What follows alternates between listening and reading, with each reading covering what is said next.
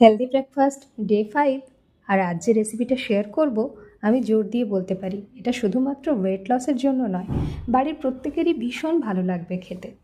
আজকে যেটা বানাচ্ছি সেটা মেনলি ছাতুর পরোটা, কিন্তু আমরা সেটাতে বেশ খানিকটা সবজি অ্যাড করে দেব, কারণ সবজিতে ফাইবার থাকে আর আমাদের ফাইবারটা ভীষণভাবে দরকার।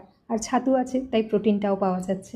বাঁধাকপি, গাজর, ক্যাপসিকাম, একটু পেঁয়াজ কুচি, হাফ চামচ মতো আদা রসুন থেতো করে নিয়েছি, আর তার সাথে দিলাম একটু নুন, জোয়ান আর একেবারে অল্প একটুখানি আচারের মশলা। টেস্টটা খুব ভালো আসে তাহলে। দিয়ে এটাকে কিন্তু জল দেব না, ওই সবজির জলেই এটাকে চেপে চেপে ভালো করে মেখে নেব, দিয়ে এরকম লাড্ডুর মতো বানিয়ে নেব। আর বাড়িতে সাধারণ রুটি করার যে লেচি থাকে সেরকম একটা ছোট্ট লেচি নিয়ে তার মধ্যে এটাকে হাত দিয়ে চেপে চেপে সুন্দর করে ভরে নেব। এইবার আমরা সাধারণভাবে যেমন আলুর পরোটা, ফুলকপির পরোটা এইসব যেমন বানিয়ে থাকি, ঠিক একইভাবে আলতো হাতে ভালো করে এটাকে বেলে নেব।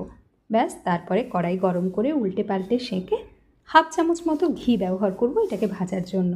একটু মিডিয়াম ফ্লেমে রেখে হাফ চামচ ঘি দিয়ে এটা উল্টে পাল্টে ভেজে নিলেই কিন্তু সুন্দরভাবে তৈরি হয়ে যাবে।